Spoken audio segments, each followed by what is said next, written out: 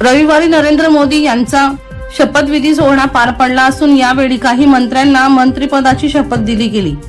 यात रावेर लोकसभा मतदारसंघातून तिसऱ्यांदा लोकसभेवर निवडून गेलेल्या रक्षा खडसे यांची केंद्रीय मंत्रिमंडळात वर्णी लागली असून त्यांना सुद्धा मंत्रिपदाची शपथ दिली गेली। दरम्यान सुनबाई रक्षा खडसेंना मंत्रिपद मिळताच माजी मंत्री एकनाथ खडसे कुटुंबांसह दिल्लीला शपथविधी सोहळ्याला गेले होते। यावरून आता अजित पवार गटाच्या राष्ट्रवादीचे नेते मंत्री अनिल पाटील यांनी टीका केली आहे। एकनाथ खडसे यांचं दिल्लीला जाणं म्हणजे बेगाने शादी में असेच आहे, अशी बोचरी टीका मंत्री अनिल पाटील यांनी एकनाथ खडसे यांच्या दिल्ली दौऱ्यावर केली। दरम्यान यावेळी मंत्री पाटील यांनी रक्षा खडसे यांना शुभेच्छा आणि त्यांचे खूप खूप अभिनंदन केलं।